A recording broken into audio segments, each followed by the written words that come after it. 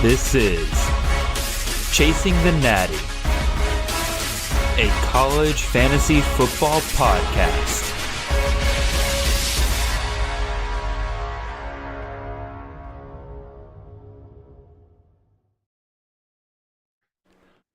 All right, good evening, everyone. This is Jared Palmgren, host of the Chasing the Natty podcast. Welcome again to another live CFF draft stream. We have been having a ball with these draft streams so far this year. We've had a ton of great guests, and I'm super excited to bring on another one for you guys today. Today we have Tyler Budge. You might know him better as CFBudge on YouTube and on Twitter. He's been providing a ton of fun content on a variety of things, all things college football, throughout the year. He admittedly has not done a lot of college fantasy, which is fun for us because I love introducing people to the game of college fantasy, especially people who love the game as much as Tyler here does. So without further ado, Tyler, welcome to the show. How are you doing tonight, man? I'm doing great. I'm having a good time. We are just under 24 hours for the early release of the college football game. So I'm kind of on cloud nine in that regard, but overall just doing great. Jared, thanks for having me on. I'm excited. Like you mentioned, the fantasy realm, especially college fantasy. I've never done a college fantasy league, but I mean, it's right up my alley. Obviously, I love talking college football, and I love college football as a whole, so I'm very excited. I knew from the very start that you would be a great guest to bring on here, even though you said you haven't done much college fantasy, because I think it was your tier list videos that you did for Group of Five and Power Five, where I heard you go into very intricate details on like the roster construction of different teams, where I'm like, okay, he doesn't do fantasy stuff, but he knows these teams well enough that he could come right in and do this and probably do pretty dang fine with it. So I'm excited to have you on, man. Let me ask you, what's your story for college football? Like, how'd you fall in love with it? Has it been something is your family a big college football family? Did you kind of get into it later? What's the story there?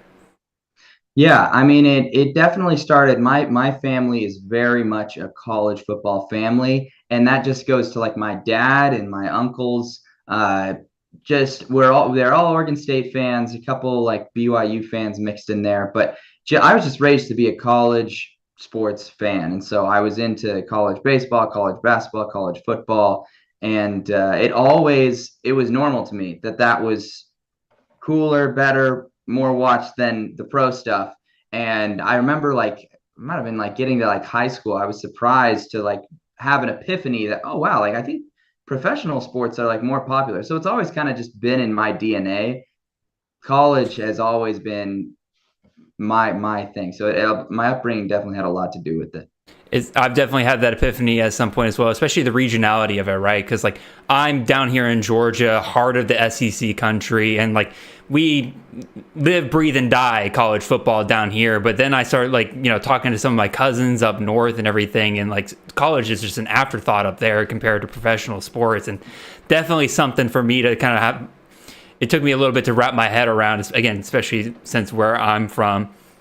So, Tyler, you have been doing CFBudge your YouTube account and your Twitter account for a while now. What kind of got you started with making college football content? I mean, obviously just the love of the game, but what specifically got you into content creation?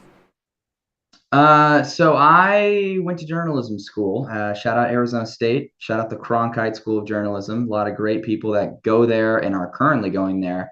And I was surrounded by a lot of people that also were getting into the content creation space. And it was kind of like a big motivator that a lot of people were going out and doing their own thing. And I was like, that's pretty cool. Like, for example, Theo Ash NFL, I went to school with him. I'm not sure if you've heard of him, but he's big in the NFL space, obviously. And I had another buddy who launched a pretty successful professional baseball page. So I was like, I'm really passionate about college. I'm going to talk about it. So I actually started on TikTok. That's kind of like my home base. And then recently have expanded, not very recently, I'd say in the last year, expanded to Twitter and YouTube and on Instagram now, just talking college football. And it was, the initial concept, which you may or may not be aware of, that kind of blew me up, was the college football McGuffin, which is its own thing. But that concept kind of got me off the ground. And from there, I just kind of parlayed that into just talking football, which has been really great. So it was kind of slow, steady rise of just putting out quality content, and I love it. I'm glad you mentioned the McGuffin, because that actually just reminded me to everyone watching. If you want to check out more of Tyler's content, I got links to his Twitter down below, his YouTube channel down below, as well as his 2024 preview magazine that you have created, which, quite frankly, you offer it for free. And like, people can pay a little bit if they want to. I threw some money your way because, again, it's so in depth on all 134 teams. You did a great job with it. There's a lot of information in there that I hadn't considered with some of these teams before. And if you're out there playing college fantasy and you're kind of looking for some fresh perspectives on teams that, like, we talk as many teams as we can in the college fantasy space, but just getting as many different perspectives as possible, Tyler offers a great one with his preview magazine. I've been digging through it. There's a lot of great stuff in there, so go check it out. And again, he offers it for free, but y'all throw some money his way. It is a guy that is worth throwing money to. Like, it's very, very well done. So, and Tyler, can you describe what the McGuffin is as well? I know it's a bit of, if I remember correctly, not betting per se, but like team win totals.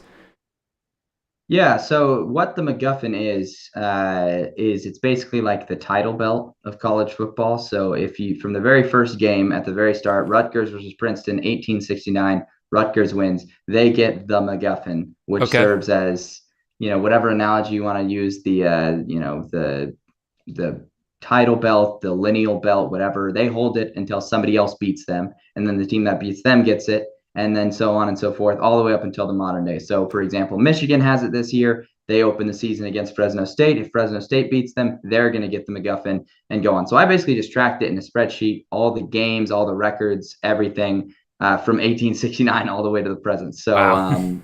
People really latched onto that concept. I think it's a really unique one to college sports, and college sports fandom really latches onto something like that. That's pretty fun. It's almost like a smaller version of, like, have you ever seen the subreddit like CFB Risk,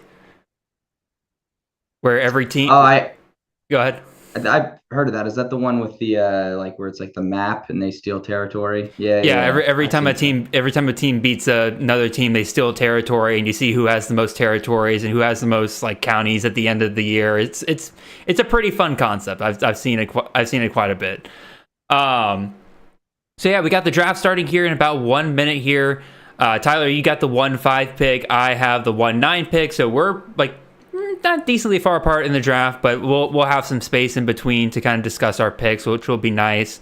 Got a couple of questions here in the chat already. We can try to hit on. Got some wide receiver questions. So Bobby's asking, the Mountain West Conference has a ton of great receivers. How would you rank Jalen Royals, Ricky White, and Pofele Ashlock amongst each other in a full PPR league? Those are pretty much three of your top, I would say, 7 wide receivers in almost everybody's rankings right there. I personally would go Royals, Ashlock, then White. Obviously, things changing a little bit there with Utah State and the head coaching change, but I think with Cefalo staying on as offensive coordinator, we should be okay for the most part there. Tyler, you got your pick coming up here. I'll let you make your pick, and then you can answer that question if you wish. Oh, I'll answer it as I pick. We'll multitask here. I think my ranking might look a little different. With the Utah State consideration, I mentioned earlier, when the team's a little rocky, there's something going on, I tend to be a little more conservative. So I might actually go Ricky White at the top of mine, Royals second. And with Ashlock, I'm not sure. I know they're running the run and shoot there, but and from a non-fantasy perspective, I actually like Stephen McBride a little better than Pofele Ashlock. So I was actually looking at that earlier. I was a little surprised to see he was higher. But so he would go 3 if I had to rank those 3 guys. Yeah, I'll tell you exactly why a lot of us in the college fantasy space are looking at Pofele Ashlock comparatively. One, yes, Stephen McBride, like, I think a lot of people do forget that he actually outproduced Pofele Ashlock last year. But the main thing is the volume with Pofele Ashlock. If I'm trying to pull up Hawaii's stats on PFF real quick. Yes. And during the regular season, Ashlock had 121 targets compared to Stephen McBride's 99 targets. And 120 targets in a season is just absolutely elite. Hopefully he gets some better quarterback play, and if he can get some more efficiency in his catches, he should be an absolutely elite option for CFF compared to Steve McBride, which again, 100 targets, nothing to seize at. That's a great CFF wide receiver in my opinion. I'm fully targeting him here in the top 5 rounds if he's available. But definitely at the same time, like Ashlock with that volume to me just has the higher ceiling, especially again if he can get better quarterback play this year. Versus definitely valid. Either way, either pick's great. Yeah, oh yeah. Like they're all going in the top 2 rounds of CFF drafts for a reason, right? Speaking of your pick, Tyler, you went ahead and took T-Mac there, Tedderai McMillan. What do you like about him? See, I'm also scared of pronouncing his name. I just say T-Mac whenever I can. What I like about him is I love the offense that has come together for Arizona this season. I believe it is Dino Babers, the offensive coordinator. Yes, sir. If I'm wrong. Yes, there we go. I thought I remembered that little snippet, but I love that pairing, and I just love this new staff. I do have concerns with Arizona, but they're on the defensive front. So offensively, there are no red flags for me. He was an absolute beast, and honestly, one of the most underrated players in the entire country last year. But I'm sure in the fantasy world, he definitely gets his respect as he deserves. He was a top 10 wide receiver in CFF last year, and like a lot of people will point out like Brett Brennan hasn't produced a CFF wide receiver in quite a while, but he also hasn't had a talented wide receiver quite like T-Mac in a long time. It also helps that T-Mac's best friend is Noah Fafita, the starting quarterback. They went to school together, and so that connection is always there. Dylan Knobbass in the chat, is Luther Burton going to be the best wide receiver in the nation this year? I would say so, and that's why I'm going to take him here with my first pick.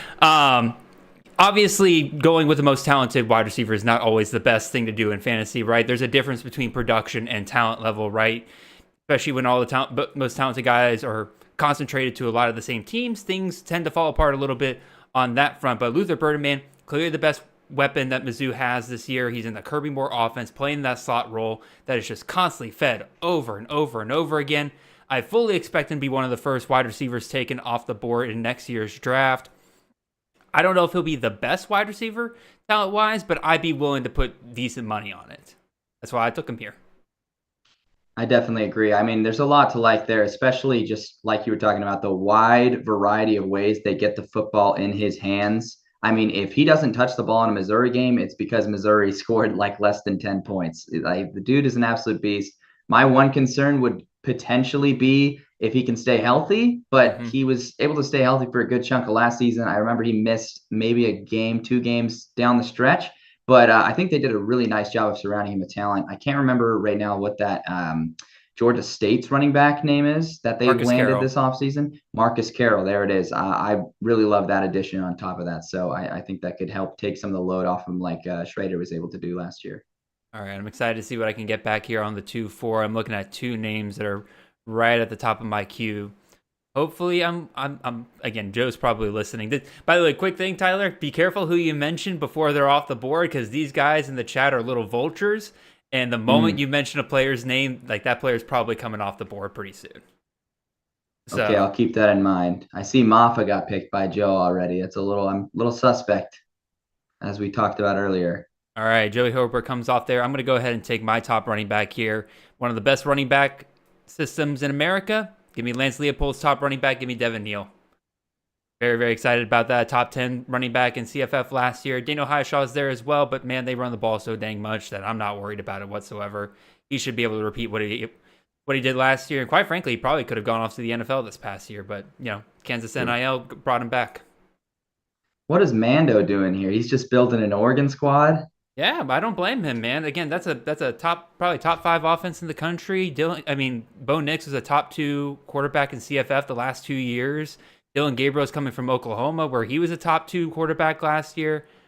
I mean, it's a good system to stack in, I guess. He's making me want to snipe Evan Stewart right now, but I'm not going to do that. I got a tough decision here. I love Jaden Ott. He's an absolute beast. We were just talking about Royals and White, but I feel like there's a little more uncertainty than I'd like to see with Utah State. So I kind of have to go with my boy, Damien Martinez, who is an absolute beast at Oregon State. Oh, absolutely. Down there in Miami, we've seen Mario Cristobal kind of go with the split backfield, at least to start the season, and somebody will typically emerge down the stretch, but I don't think that was the case. There's a reason why they went out and got Damien Martinez. That entire backfield behind Martinez is either young freshmen that are unproven or guys that have been injured. And as much as I like Mark Fletcher, it doesn't sound like he's going to be fully ready by the time the season starts. I doubt we see him play too much. Martinez should have that backfield all to himself. I like that pick. Yeah, I'm excited to see what he can do. All right. Speaking of Oregon, we got another question from Dylan Knobb saying, how do you navigate drafting wide receivers from schools like Colorado and Oregon, where those wide receiver rooms are absolutely loaded?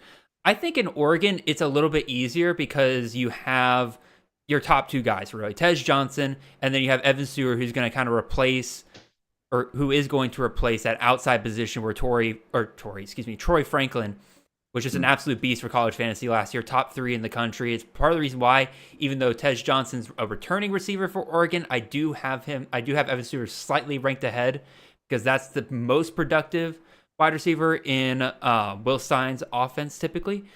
But those two are easier. I'm willing to take either one of them in the first 2 to 3 rounds, wherever they're going off in drafts. Colorado's a lot harder, man.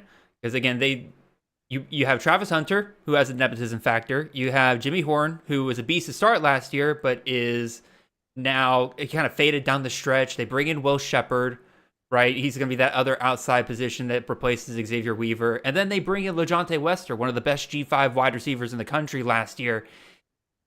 That's a little bit harder for me to navigate. I'm also just personally down on Colorado just in general. Yes, I'm a hater, but I really think they're going to miss Sean Lewis being their offensive coordinator this year. Yes. And it's going to be not quite as productive as they were last year. Tyler, how would you navigate Oregon and Colorado receivers?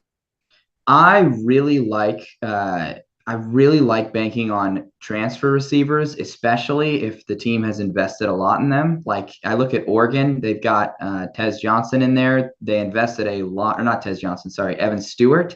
They invested a lot in him to get him from Texas A&M. So even in a case, if you have a guy like Trayshawn Holden, who's early looking just as good or something like that, I still think they're going to be willing to invest the extra reps and whatever return on their investment. That's one way to think of it. The other way, just in a specific case basis for that, is Tej Johnson was, roommates with Bo Nix and all that, so that could have inflated his numbers. So I'm still comfortable with Stewart. But in the Colorado case, it's the same thing with Shepherd. He was a beast at Vanderbilt, very underrated. I can't believe Ricky White is still here. Yeah, I was shocked by that. I just added him to my queue, and I'm like, I've never seen Ricky White fall to the 3rd round like this. You just got yourself a gift there, Tyler. I was going to say, that feels like a pretty easy choice for me.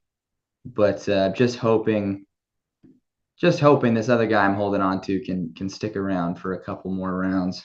I'm definitely liking what I see here. Running backs came off the board pretty quickly here for the most part. Nobody really falling to me here in the 3rd round. I mean, Malik Sherrod, he's typically a guy I can look at the end of the 2nd round. Sometimes falls into the 3rd, but he went off and I think, what was that, the 2-1? That's somebody coming off the board earlier. We're setting up Mando. We're setting up Mando for that Jordan James pick. It's coming. I would say I could definitely see that here. And then Ashlock coming off the board there. Man, I was kind of hoping Ashlock might fall to me here, but that was a pipe dream regardless. So let's see. What else my pick's coming up here soon. Who could I There it is. Yep. Mando's just loading up on this Oregon offense. He is all in. What do you kind of expect with that Oregon offense playing a Big Ten schedule this year? Do you think that's going to play much of a factor in their offensive production? I don't think that's going to play much of a factor because I do think the Ducks are more physical than people give them credit for, and I think they're getting more physical up front. Like that's just how Lanning does it, and they're just an extremely explosive offense. So you got to love what Will Stein's cooking there. But my one kind of maybe concern would be Oregon did kind of get worked a little bit against Washington last year, but that was mostly just their defense. So I don't really have any concerns about the way that system's going to look this year in the Big Ten. All right, I just went ahead and took my own Big Ten player there, Will Pauling out of Wisconsin. Didn't finish super high in CFF drafts last year, but man, he had an incredible finish. His pace was in his final 5 to 6 games on pace for a 120 target season.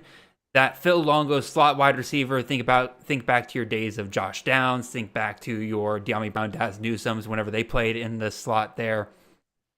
It's one of the most consistent positions you can target in CFF drafts. Pauling had himself an amazing finish there in the bowl game versus LSU. Obviously, it's LSU's defense, so you can only take so much away from that. But regardless, if I can get, I got two wide receivers here that I can reasonably project getting 120 targets this year.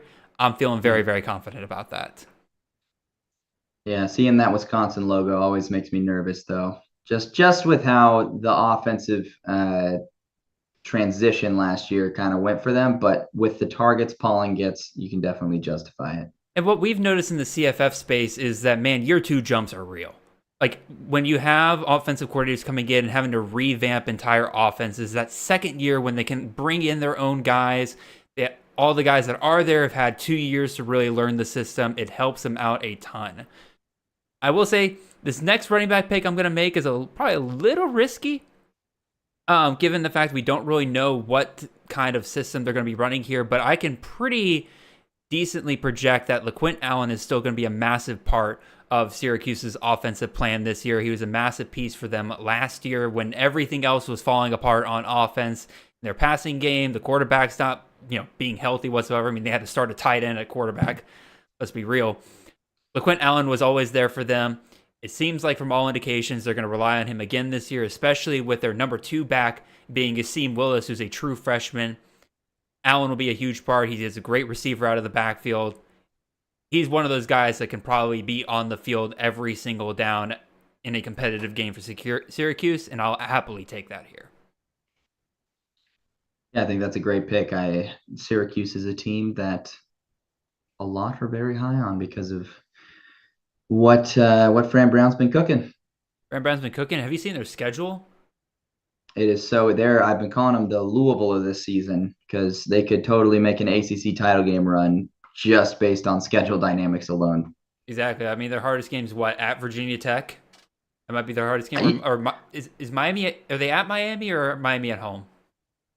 I would have to double check, but you could convince me last year's Syracuse team could win 9 games with this schedule, This is going to make sure I'm still considering the other positions, but pretty easy pick for me because I love Trey Harris. I think he is such a beast. I think, honestly, the only reason I hesitated earlier when I was calling T-Mac the most underrated receiver in the country is because I think Trey Harris might be the most underrated receiver in the country.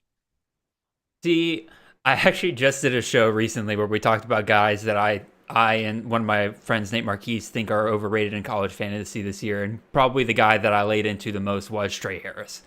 That's pretty funny. I mean, I'm outside the majority on this. Like, Trey Harris, this is typically where he goes in college fantasy drafts. He had a phenomenal start to last season, right? Again, the 4-touchdown game versus Mercer. Who can forget that week 1, right? My problem is he definitely was kind of not falling apart. He got banged up, and he was very inconsistent down the stretch. Now, he's great, obviously, for a format like this. This is best ball. You're not going to have to pick which week he goes off here. But I really do think that the addition of Antwain Wells will hurt him quite a bit. I think part of the reason why Harris was so great in certain games was because of the fact that he was their only legitimate outside option at wide receiver last year. Antwain Wells, I think, will give them another option there. I expect Caden Prescorn to get more involved. And I don't know, for the most part, like, again, system-wise, right, Charlie Weiss and Lane Kiffin both just typically have had histories of spreading the ball around. There's very few dominant wide receivers. And even in last year with Trey Harris, he played 11 games and only saw 74 targets. Now, he did a lot with those targets. He had an insane efficiency to start the season. But that's not something I typically love to rely on. I mean, even last year, we saw him go from about 25 yards per catch to start the season to by the end of the season, he was averaging about 15. And so I personally am down on Trey Harris, but I understand why people love him given he's your 3rd wide receiver off the board. Like, in fantasy, I am a big believer in, when you play baseball, right? With their starting lineup, your first 2 hitters are your most consistent hitters, the guys that can just get on base. And then your 3rd and 4th guys, those are your power hitters. Those are the ones that if they hit a home run, you're getting a grand slam. And Trey Harris, I do think if he is truly as good of a wide receiver as you and many others think, Tyler, he's a perfect third wide receiver. Yeah, I mean, I see a Lane Kiffin offense, and man, that was a brutal stretch of those 2 picks there. I was totally going to pick Nico, and I totally had A.O. Manor at the top. But instead, I will be opting for Haynes King as my quarterback. Okay. Are you not worried about the schedule? Because they have a pretty brutal schedule this year. They do have a brutal schedule, but I also know Haynes King's the type of guy that just lets it fly. It's boom or bust, and I'm aware of that, and I love his dual threat ability as well. I'm pretty high on Haynes King. I think that offense is going to be cooking this year. One of my sorry, I thought you were done. Go ahead.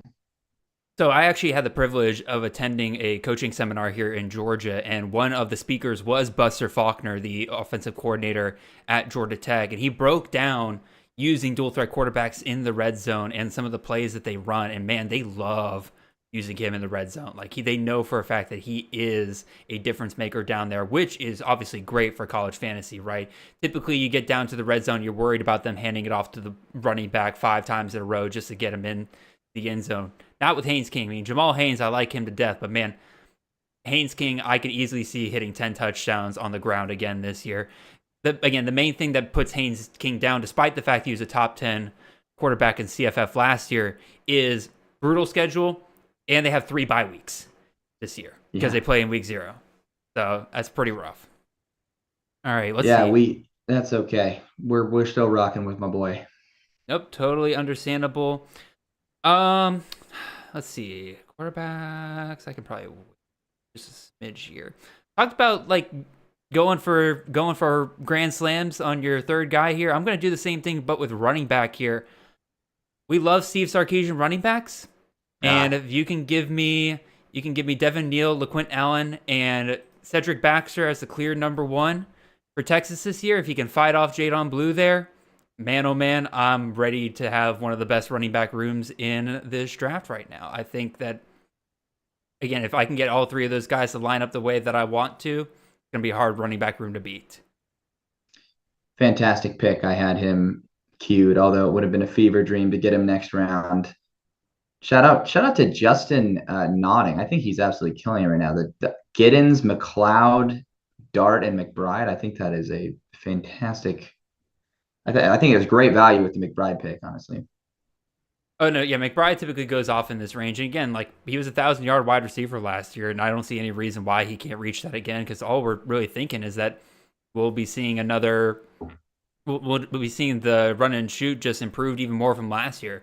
Either Braden Shaker is going to get even better, or they're going to have to go with their true freshman coming in, Michael Alejado, which a lot of our recruiting team here at Campus Canton really, really like him to fit into that run and shoot offense pretty well. So they'll improve one way or another.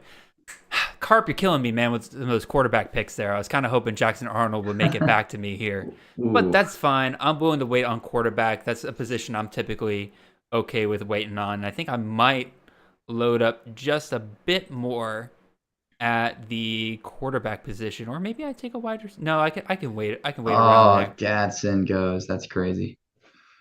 Yeah, I'm gonna take one of your players from your alma mater here, Tyler. I'm gonna go ahead and take Cameron Scotabo. Again, I'm just gonna keep loading up on running backs here early. It's a deep class, but I know it dries up pretty well at some point, and so I'll take as many high end guys as I can at the position. No, those are some good picks, back-to-back very good picks. You definitely jinxed the quarterback market, though, by saying you were going to wait. There's 4 out of the next 5 picks. I would say I knew I shouldn't have. As soon as it escaped my lips, I'm like, that was a mistake. All right, Tyler, you're up here, man. What are you doing? Well, this pick goes out to my boy Thomas Hammock. He's actually he had purchased a magazine this year, so shout out to him. Gonna pick Ontario Brown. They run that very unique offense. He's going to have a pretty heavy workload, and I think that it's a team that in the MAC could be a sleeper this year. So Ontario Brown is the pick, and I've neglected the running back position a little bit, so I got to start getting some of those. Yeah, absolutely. And Ontario Brown is a very good pick there. Again, you're just locking in a guy that's set for 200 plus carries there in the MAC. He's one of the better. The MAC overall has become less and less of a CFF gold mine the last couple of years, with the transfer portal just basically eating up their best players every single year. But when you get a guy like Ontario Brown that's just sticking around, despite the fact he's just absolutely dominating everybody, you got to go for it, man. You got to go for it. It is really, that's one of the things I like the least about the portal. It's really sad to see these teams that get these really nice squads at the Group of 5 level just get shredded, man. That Kent State team that got shredded headed into last season, that was really sad to see. All right, so let me try to answer a couple of these questions here in the chat. I know I've been neglecting you guys a little bit. My apologies. Historical Anomalies ask, with the rumors of Underdog offering CFF best ball, how different will the drafts be for large field best ball tourneys? That's a great question, Historical Anomalies. I personally have not participated too much in Underdog's best ball tournaments, and so I couldn't give you a full in-depth look as to like what that's going to look like. Obviously, it's going to introduce a whole new player base to the game, and that's going to affect ADP. That's going to affect what you can kind of expect in a larger pool of players. I know that's kind of a non-answer, but basically it's going to be different in some way. You're not going to see the same order that we're seeing in this draft right now, right? Once you open that up to a larger group of people. And then Dylan Knob asks, is DJ Giddens in danger of losing carries to Dylan Edwards? Dylan Edwards is a great pickup by Kansas State there. They needed another running back behind DJ Giddens. Part of the reason why people loved him so much already was the fact that he was basically all alone back there. But, I mean, Giddens last year was sharing the backfield with Trayshawn Ward, right? Trayshawn Ward got 124 carries, and DJ Giddens was still able to get 223. There's room for both of them back there. I'm not super worried about Giddens' value getting that much hampered by Dylan Edwards. Like, maybe, yeah, does it lower his ceiling a little bit because he actually has somebody to share the backfield now with? Yeah, but I still fully expect him to be a top-end CFF running back. Like, he was a top 30 CFF running back last year with Ward. He should easily meet that again this year, in my opinion. Tyler, do you agree with my assessment? Yeah, I agree. I think you hit the nail right on the head. I was not concerned with Giddens' production going down too much. Alrighty. I have my eye on a very specific player here. Mando, don't do me wrong here, man. Don't snipe me here. I'm actually shocked this guy's still available in the 7th round, considering some of the players that are in his position that have been coming off the board here. So hopefully I can get the player that I want. It should be a phenomenal pick here in the 7th round. Amanda's really gonna make me wait. But Tyler, I just realized you made yourself a pick there. You took Brant Keithy out of Utah. You believe in the comeback? I believe in the comeback, and he sniped KJ. That's so funny. That's the guy you had an eye on? Oh yeah. But yeah, you go ahead and talk about Keithy. I loved Keithy when he was healthy, and that was obviously like 2 years ago now. So I guess I'm still holding on to that, and I know that the chemistry with Rising will be there, and I just think you can look at it one of two ways. You can say, oh, they missed all of last season with an injury, like they're injury prone, or you can say, hey, they took an entire season to get right, get healthy, and an adjacent off season. So I think they'll be back and they'll be cooking. And I don't see it as a red flag when a quarterback's, and I'm sure you probably don't see it as much of a red flag. When a quarterback's headed into his like 6th, 7th year in college, it's a total green flag. You look at that class we had with Nix and Penix and some other guys that are just like, 24 and in college, but still absolutely cooking because of how comfortable they are. It's something I absolutely love to see. That's how comfortable they are, but also a lot of them know that, like, all right, if I'm not on the NFL radar now, the only thing that really can get me on the NFL radar going forward is if I just have an absolutely insane video game number kind of season, right? And so it's very much an F-it kind of mentality going into that final year.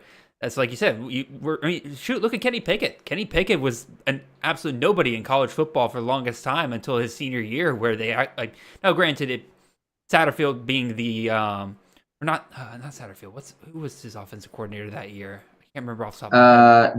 Whipple. Mark Whipple being the offensive coordinator definitely helped him out a ton there. But regardless, like, it was very much reminiscent of what Cam Rising could do this year, and I think Rising's in a good spot. The reason I remember Whipple is because I was flabbergasted that Pitt let him walk that offseason. Didn't pay the man. All right, I went ahead and take my first quarterback. It's not quite KJ Jefferson, but Brady Cook, man, pair him up with Luther Burton there.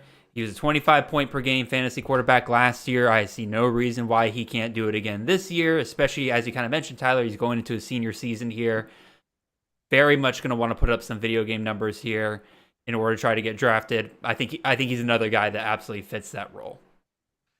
Yeah, and it's kind of nice. I might be being ignorant to their backup situation, but I know Jake Garcia transferred in last year, and some people thought, ooh, maybe he might get tested for that job. And now Garcia, I believe, transferred to East Carolina. That is correct. There we go. That was a good call then. But so I like the added security and confidence they've shown in him, and they have in him after last year. So I think that's pretty good. But yeah, would have liked to get KJ probably. Yeah, no, KJ, just the upside that is there with Gus Malzahn's system, right? It is absolutely to the moon. Jefferson being just this big dude that can take those body blows, rushing 100 times in a season. I think he's going to be a perfect fit there for Gus Malzahn. I agree. I'm telling you, man, I love Justin's draft right now. I think I might like his draft better than my own. That training pick is fantastic. Let's see here. What am I gonna do? Man, it's interesting because my favorite guys right now are so far down in the queue that I just feel I'm gonna feel kind of weird. But I'm gonna go with my gut, and I'm gonna take Colin Lacey. I mean, those Louisville wide receivers, or not Louisville, Jeff Brom wide receivers have been absolutely incredible. My main concern with Lacey is obviously very talented dude, right? South Alabama wide receiver last year, was a top 12 wide receiver in CFF last year. You would think he should slide right into Jeff Brom's system. They showed last year they are willing to elevate these G5 guys to the top wide receiver. I mean, look at Jamari Thrash and what he was doing before he got hurt. My main concern is Lacey's a slot guy. And Brom's top wide receivers typically have been outside guys the last year. You have to go back to the days of Rondale Moore back in 2018 to really find the last slot wide receiver that led Jeff Brom's offense. And that was because, again, Moore was just an incredible talent. His freshman year was just absolutely insane. And so you're kind of relying on Lacey being just head and shoulders above every other wide receiver in that room. And I'm not quite sure that he is. Obviously, they bring in Ja'Cory Brooks from Alabama. Not super excited about that. I didn't think he was super incredible at Alabama. But Chris Bell has been a guy that has been getting a lot of buzz from the Louisville beat. Obviously, he had himself an incredible spring game. Lacey was out that game, so we didn't really get to see what he looked like. But Bell being on the outside there, a former 4-star wide receiver. He performed well for the Cardinals last year. He might be the guy that I might target, but also I don't mind betting on a guy like Lacey if you really believe he's just that much better than everybody else in that room. Yeah, I just, I mean, part of it is too that transfer portal thing, the investment in the guys. But I know that there was a lot of portal activity at Louisville, but I obviously love what Lacey did at South Alabama. So that name recognition is getting him on my team basically. And the Brom offense too, you love to see. I'll call my shot. He's the next Rondale Moore. That's what we're gonna see. All righty. I mean that's the path you got to take in order to get him there. So he's my grand slam hitter. That's what we're doing still. Yes, sir. All right, we got a couple more picks coming off the board here. I'll go ahead and remind everybody in the chat because it's been a little quiet recently. If y'all got any questions, please feel free to drop them in the chat. If you see a pick that is interesting to you, go ahead and drop it in the chat. Let us know if you want to talk about a player just a little bit more. Tyler, I saw you grimace there for a second. Somebody get sniped off the board you wanted? Yeah, I really wanted Jonah Coleman, but we're going to settle for one of these guys. I'm not going to, well, oh man, I'm overthinking this one. I'm going to not overthink it. We're going to go with TreyVeyon Henderson. I adore that pick. I really think that TreyVeyon's being super underrated. I know people really want to play with the shiny new toy and Quinshon Judkins, but let's be real. There's a greater than 51% chance that TreyVeyon's number one back at Ohio State this year. Right? Oh, yeah. Like, they invested a ton in him coming back, and Quinshon's great and everything, but like Henderson's going off right here, right, ninth round. Judkins fourth round. I think you got incredible value there. Yeah, when you look at it that way, that is pretty incredible value. And I love Judkins. I am one of the biggest Judkins advocates there are. Thought it was an absolute game changer when the Buckeyes landed him. But I do think Henderson's getting slept on a little. I remember I put out a ranking where I had Judkins like ranked in it and Henderson wasn't. And I had a bunch of Ohio State fans in my comments saying, hey, you put the second best Ohio State running back in there. So could totally be a case where TreyVeyon just takes the reins and is the guy this year. Because I know he battled through some injury stuff last season. It's the reason that was that Williams last year in that backfield? Yeah, Mayan Williams. There you go. And a little bit of Dallin Hayden thrown in there as well. Again, to me, it's just crazy to think like they put in a ton of money into bringing him back. You have to think that they're going to try to load him up as much as possible. Otherwise, like, why wouldn't he go last year? He'd probably be the top running back off the board in last year's draft. I'm going to take a wide receiver here. This is probably the guy that I have too many shares of in college fantasy, but I'm going to keep it going here. I'm going to take Xavier Henderson, wide receiver out of Cincinnati.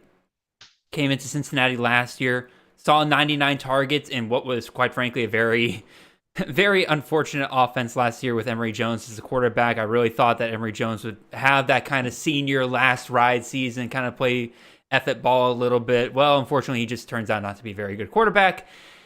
And Henderson, I think, is going to see an upgrade at quarterback this year, right? They bring in Brendan Sorsby from Indiana, who had himself a pretty solid season with the Hoosiers last year. I think that he'll improve his efficiency this year with some better quarterback play. No reason to me why he can't hit that magic 100 target season again. I love going him here as my fourth wide receiver. Yeah, I mean, Cincinnati is a team that I'm kind of lower on overall as a team. However, I will acknowledge they have some bona fide stars there. You think of Corey Kiner or Yes, Kinner, sir. I believe is Xavier Henderson, and then you've obviously got Luke Handra there on the offensive line. And then Sorsby showed a ton of flashes as a freshman. So I think with Cincinnati, it's a little funny because I'm kind of low on them, but I'm also aware like there are some stars on this team that could pop off any given week, and Henderson's obviously one of those guys.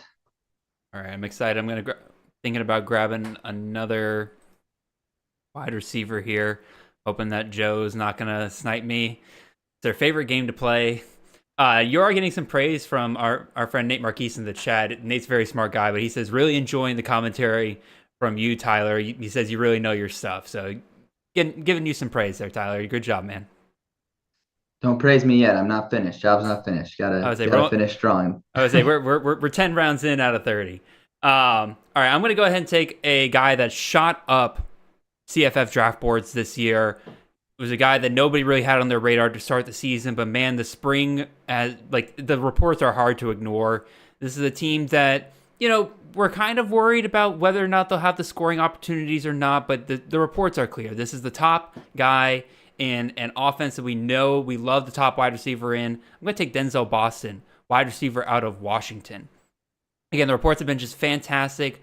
We saw what Jed Fish was able to do with Tet McMillan the last couple of years. In the spring game, we saw we heard the steady drumbeat of Boston's the dude, Boston's the dude, Boston's the dude. Guess what? Spring game comes along, he gets 7 catches, 129 yards, and a touchdown. I think Boston's going to be that dude for Washington this year. Again, Washington will be a bad team this year. They're probably going to have the biggest drop-off of any team. They're dead last in returning production, even adjusted returning production when you consider what they brought in through the transfer portal. It's going to be a rough year for the Huskies, but, a top wide receiver on a bad team that's going to be forced to pass all the time, I'll take that as my 5th wide receiver option every day of the week. I'm a little nervous for you with that pick because of some of the things you've said about Washington. Spring game performance sounds like it's pretty good. I didn't necessarily watch that one, but I am slightly concerned about Will Rogers too. Was he just an air raid merchant? But what I will say is year one Fish, even at Arizona, offense was the first thing that turned around. And obviously Washington's in a better spot than Arizona was when he took over there somehow, because Arizona was coming off of that 1-win season, or it might have been, I think that actually might have been like a 3-win season or something like that, but they were in a bad spot. But I think the first pick you made that makes me a little nervous. I don't know. I don't know how much I believe in Boston. I definitely like the talent of what I've seen so far. But like you said, he's a young guy. There's a lot to prove there. Oh, hands are thrown for Josh Kelly, I guess. I'm so mad about that. But I guess the next best thing to Josh Kelly is going to be Kyle Williams. But I really wanted Josh Kelly. Man, I love, again, Zach Kittley and Ben Arbuckle's offenses are great places to look at in CFF. You can basically count on an outside wide receiver and a slot wide receiver being productive in Ben Arbuckle's offense each year. Kyle Williams, in my opinion, doesn't have the highest ceiling of the wide receivers at Wazoo, but I think he has easily the safest floor of the bunch. He was a top 35 wide receiver for CFF last year. I don't think there's any way he doesn't hit that again this year, even though I'm pretty big on the 2 slot options there. It's just a matter of who actually wins that slot job there. So love the pick there with Kyle Williams. Yeah, I watched Williams and Kelly absolutely torch my Oregon State Beavers, so I know they can ball. I know they can ball. Madeline Williams. Go ahead. I'm looking for isn't Matthew Sluka, right? He is not in the player pool. Okay. So you'll have to take a placeholder for him. Usually we do Lucas Lenhoff as the placeholder for him. Okay, because that's what I was seeing. I was seeing 2 UNLV quarterbacks, neither of which was Sluka, and I was getting a little confused, but that makes sense. Fantrax is reliant on a stat provider. A little late to get them in, especially if they're coming up from the FCS level. So totally makes sense.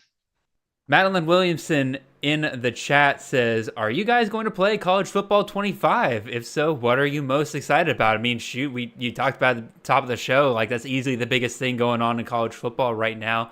I've got my game preloaded and ready to go. What about you, Tyler? Yeah, that's my girlfriend. But I've got my game preloaded and ready to go as well. I've already informed her that I will be unavailable at 4 p.m. Eastern time until about 2 a.m. But then, of course, she scheduled a dinner. We're going to go to a dinner at like 5 or something. So I guess that give me a breather before I finish the night. No, fair enough. Are you on Xbox or PS5? I'm on the Xbox. Good man. Good man. I'm excited. I don't know if you saw my tweet, but my girlfriend has told me that she will be going on a girls trip this weekend. And so I will be home alone the whole weekend, and I am ready to put some ungodly hours into that game this weekend. I do not even think you realize.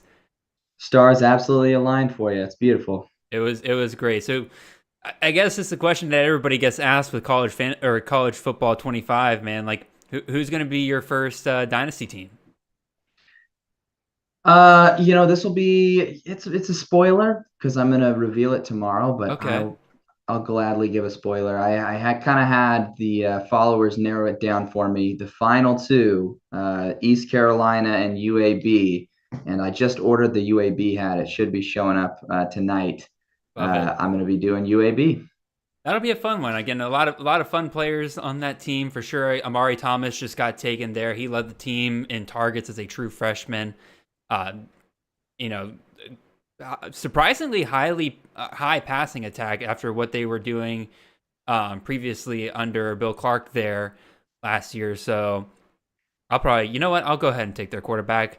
I'll take Jacob Zeno, another guy that I really like there. I'm hoping they kind of let him run just a little bit more. Probably better in a 6-point passing touchdown league than what we have here, but for the most part, I'm liking grabbing him as my second quarterback here. I've already been pretty clear. Kennesaw State's my first dynasty rebuild per se. There we go. Again, I'm here in Georgia. They're probably the closest team to me right now. Actually, no, Georgia State's closer to me. But I lived in Marietta and Kennesaw for a while, so I have a lot of friends that went to Kennesaw. They're the lowest rated FBS team in the country, so that's a perfect place to start the rebuild. Although Georgia State could be fun too.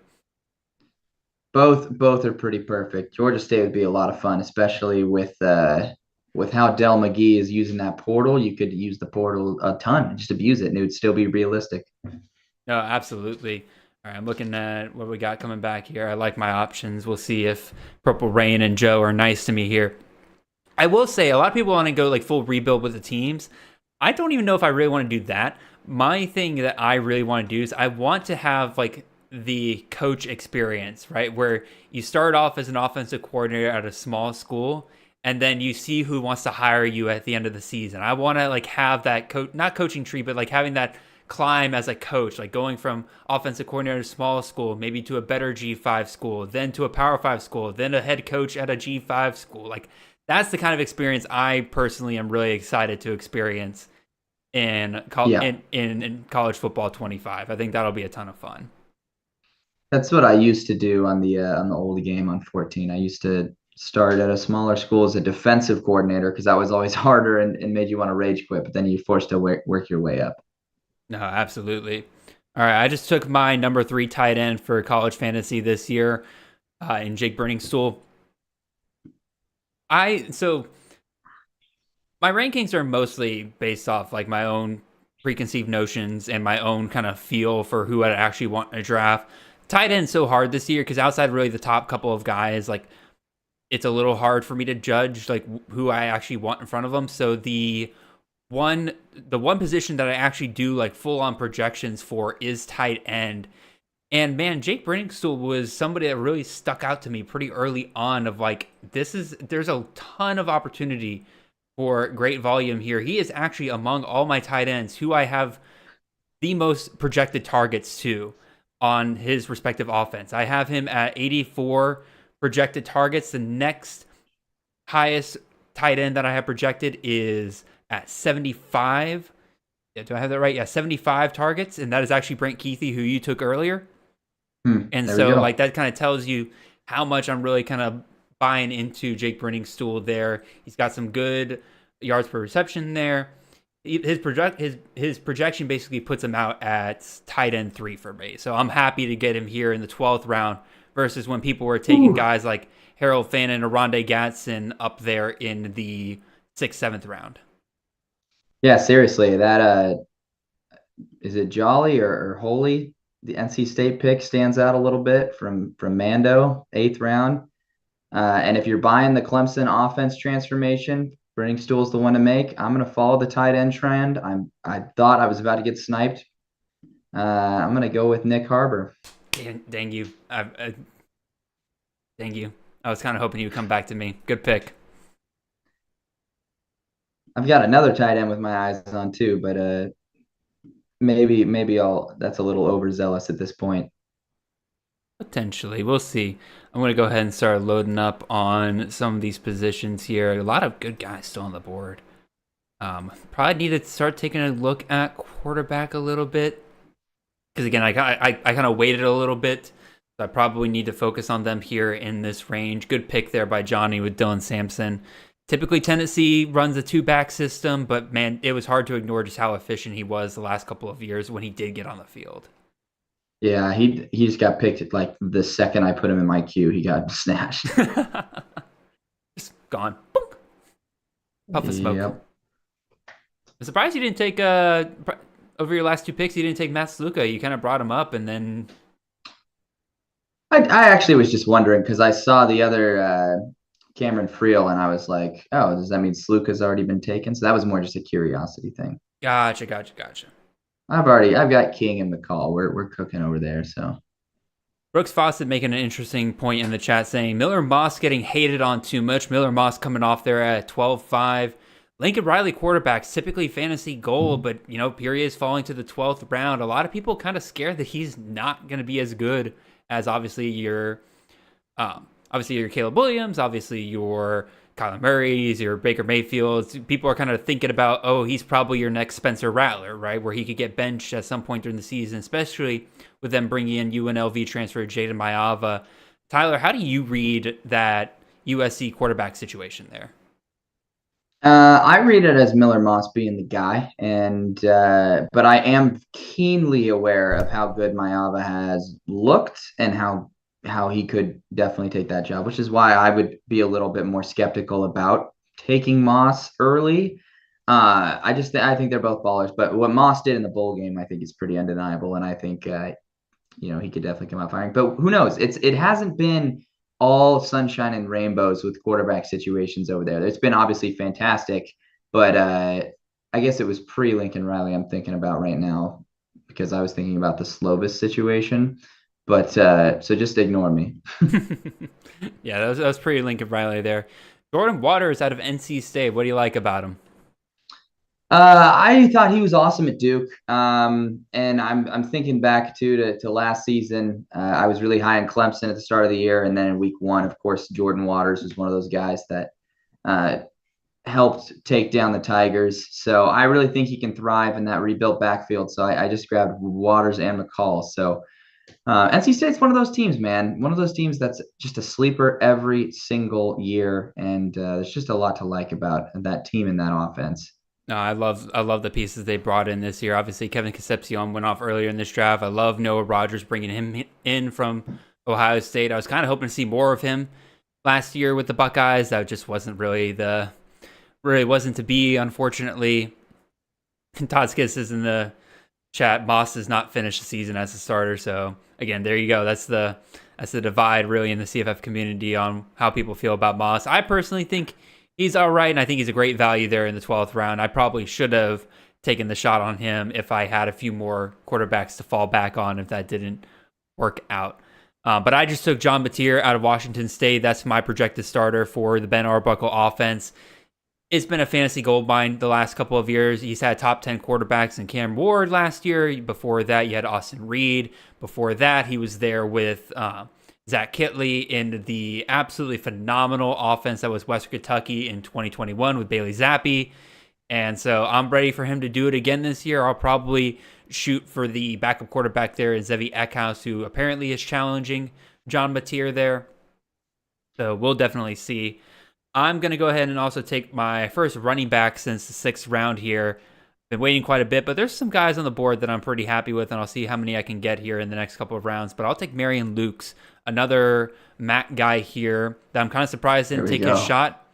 Mando, you were drafting a lot of quarterbacks there, buddy. That's a lot of quarterbacks you got going on there, Mando. That is pretty insane. I'm gonna text him real quick. I think he doesn't realize that he's taking all quarterbacks. Mateer, it's definitely high risk pick with Eckhouse still battling there. But again, high reward. Again, basically, if he wins the job, guaranteed top 10 quarterback for CFF, at least in the last 3 years or anything to base it off of. There it is. All right. Text Mando real quick here. We're about almost halfway through the draft here, Tyler. How are you feeling?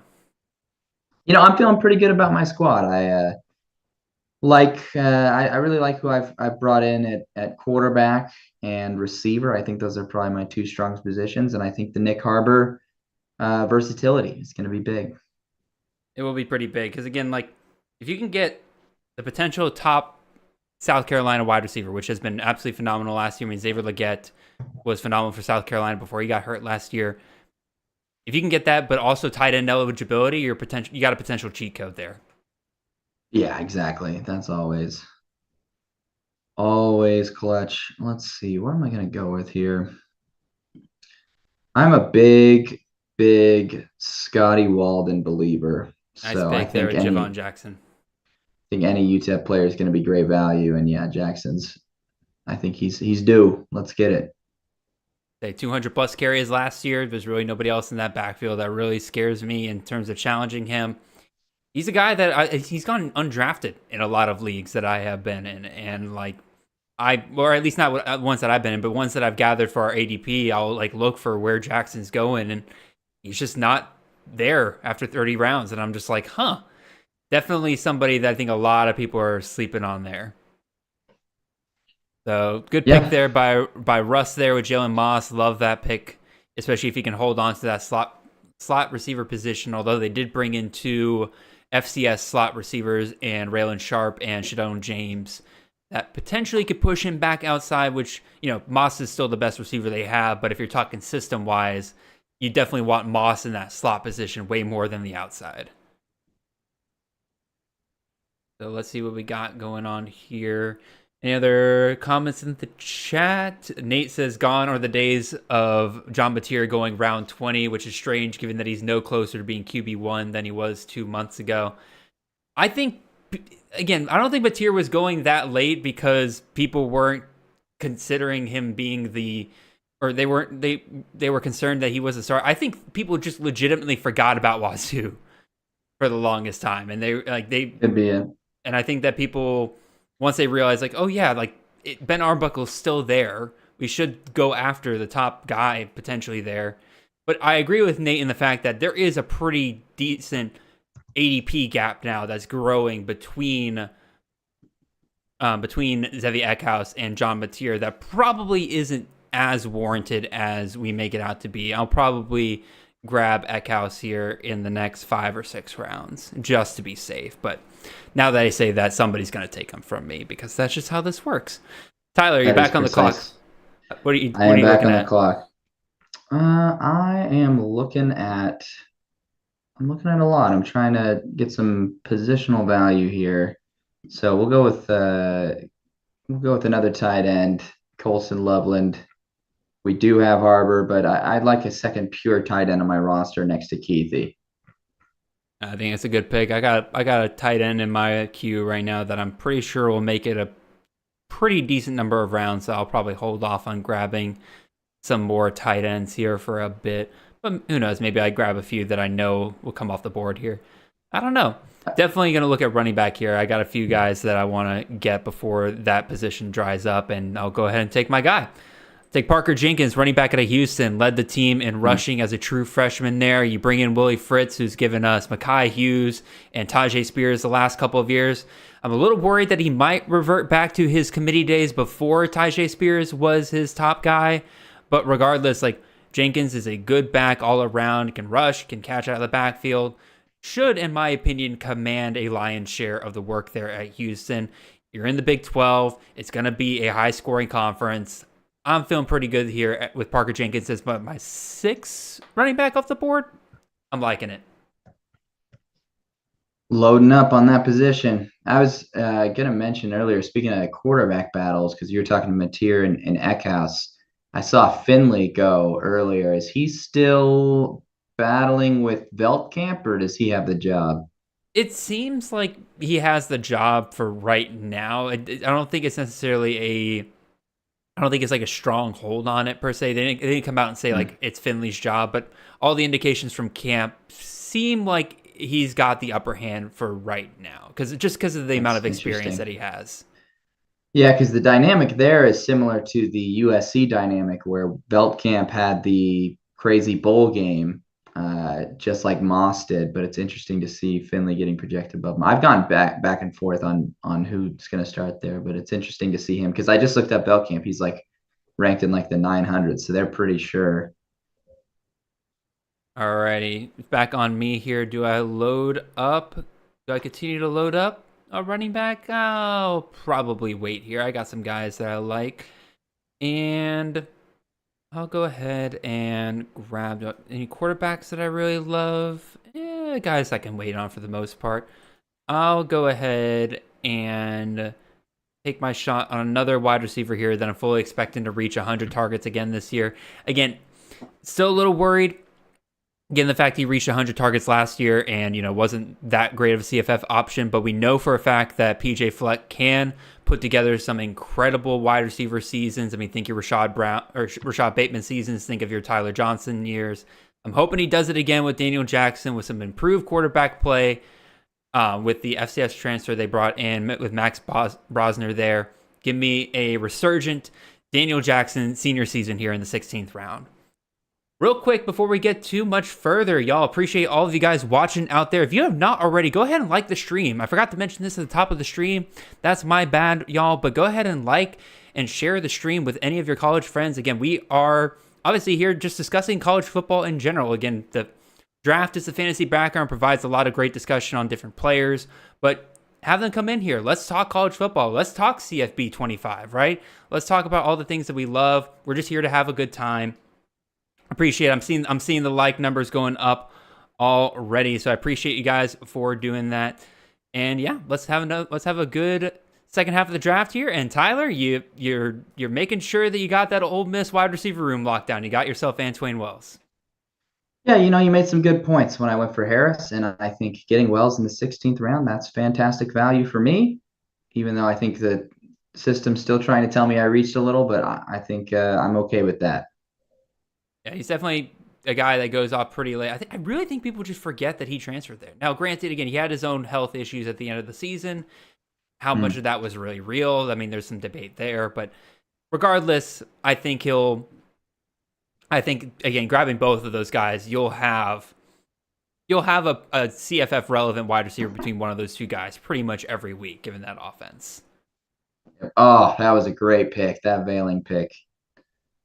Oh yeah, following Jonathan Smith over to Michigan State, definitely something you like to see. Oh yeah. Right, I'm going to go ahead and load up on a few tight ends. They're starting to dry up a little bit, and I don't want to get caught with my pants down there quite yet. Here comes 6 tight end picks. I'm fully ready for it. But I'm looking at a guy that I don't think people are really super in on as my second tight end, so we'll see what they do here. I'm curious if we're thinking of the same guy, because I have a guy that I think I could wait a couple rounds on, and he'll still be there for me. Gonna go with...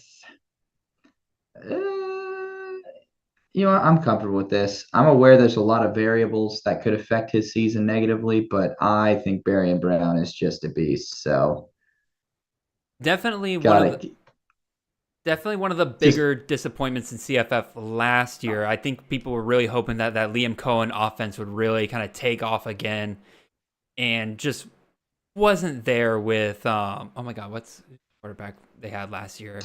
He was the NC State transfer, Leary. Devin Leary, very much probably one of the bigger disappointments at quarterback that we saw last year. I'm going to go ahead and load up on tight end here. Give me John Michael Gillenborg, because Purple Rain's there in the chat trying to spoil one of my guys. This actually isn't even the guy that I'm waiting on, but I'm going to take him before Purple Rain spoils it and has somebody else draft him. But back to Kentucky. Devin Leary not being the quarterback we want him to be, Raymond Davis being a beast, I think completely changed what they wanted to do on offense last year. And so hopefully that means we see a resurgence there with Barian Brown this year, but who knows? Well, yeah, what I think with Kentucky is you're gambling a little whenever you're rebuilding that backfield through the portal, which is kind of what they've just become accustomed to doing.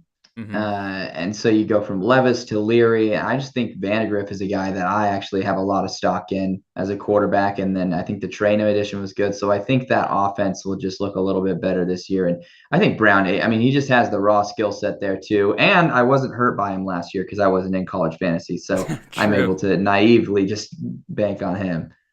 Nope, totally understandable. I'm not sure who I really want to go with here. Again, kind of reaching the point where a lot of the guys I have at the top of my queue are guys that typically go a little bit later in drafts. So part of me is automatically thinking no, you can wait on them. But then I'm looking at it and but everybody you want to wait on technically based on their ADP. So I'm probably just going to get to the point here soon where I'm just going to have to start taking guys that I like. Yeah. We'll see. Definitely going to be some guys that go higher than what they do in ADP, but man, gotta go with the guys that you like. I think I might go ahead and grab another quarterback here. I don't know, man. It's kind of tough for me right now. Let's see. You know what? Well, no, never mind. I was about to say I'll take another tight end. Guess what? Bryson Nesbitt went off the board. That was the other guy I was kind of looking at there. So, let's see. Probably just best to go ahead and grab another running back here. I'm going to take Dylan Carson out of Air Force. Man, what's going on here? Okay, there we go. Not sure what happened there, but I'll take Dylan Carson out of Air Force. Man, that super back role has just been absolutely dominant for CFF the last couple of years. Emmanuel Mitchell was great, even though he kept getting hurt last year when he was healthy. Basically guaranteed 30 carries a game there, and even before that, you had oh my God, why am I blanking on his name? Brad Roberts. Brad Roberts had just an absolutely phenomenal season, 1,700 rushing yards in his final year. And it's a little difficult sometimes to really know what Air Force is going to do. Their head coach is a notorious liar on depth charts, but the buzz has been pretty consistent that Carson will be getting that super back role there. A young guy, again, we're talking seventh running back off the board here. I'm willing to take that shot. Yeah, interesting situation there with the reputation of consistency under Calhoun, but also with how much production, how little production they have coming back this year. Definitely rebuilding a lot over there. All right, Budge, you are on the clock. Who are you taking?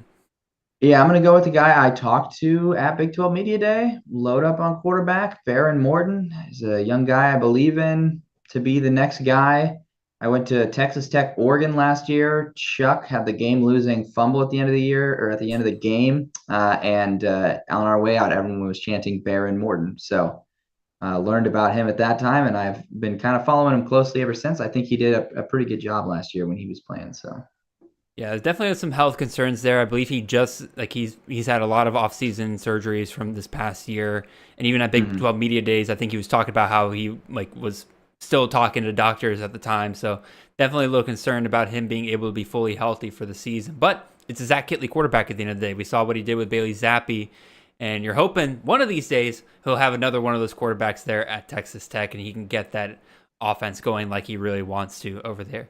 Speaking of Big 12 Media Days, Tyler, I forgot to mention this that at the top of the stream that again you did participate in Big 12 Media Days this year. You told me before the stream you're headed to ACC Media Days. I'll ask you, who was the most interesting player to talk to, and then also slightly different question, but what was the most interesting nugget that you learned while you were there?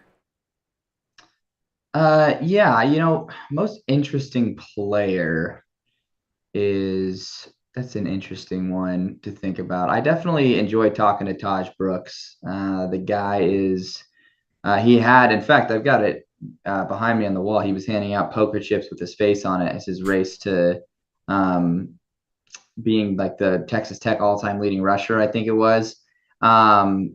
So I thought he was interesting, and he provided a pretty interesting nugget of I was just asking him, how do you stay healthy? You rushed the ball 250 whatever times last year. You had several games with over 30 carries. How do you do it? And he just said it was just the ice tub. Talked about his process a little, but honestly, I love talking to the coaches just as much, if not more, than the players. I think they have so much insight, and I like to stick to strictly football questions, and you can tell the coaches appreciate it when you ask something like that. So always have a good time there, and talking to the coaches is probably my favorite part. All right, I see the tight end run coming off the board here, so I'll just grab my guy here, and Garrett Oakley, who should replace Ben Sano as the top tight end there at Kansas State. Had himself a pretty solid season behind Sano. I'm feeling pretty good about a breakout here. Tyler, you took Cam Ross there, wide receiver out of James Madison, formerly of UConn. What do you like there? Yeah, again, I'm a sucker for transfers just because of the investment side of things. I think Bob Chesney is going to cook down there offensively, and I'm just pretty high on that program as a whole going into this year. Not necessarily in terms of Sun Belt contention, but just in terms of their direction and how they were able to respond after losing Signetti this offseason. So I think that offense will still be pretty potent. And like I said, I'm a sucker for transfers because, at least in my mind, there's the sunk cost fallacy of we've got to get our money's worth for this guy and really get him involved in working in the offense. No, for sure. I definitely understand that mindset. Although I have noticed that sometimes top end transfers don't necessarily return the amount that we want to. I do think we underestimate the guys that have been there for a while sometimes. But what we are starting to notice in college fantasy is that year two transfers, right? Guys that have transferred the year before, but then have that year to kind of get underneath the system and really learn it. A great example just came off the board there with Jordan Hudson at SMU, a guy that people were investing in last year because Rhett Lashley's number one wide receiver for years has been a fantasy gold mine.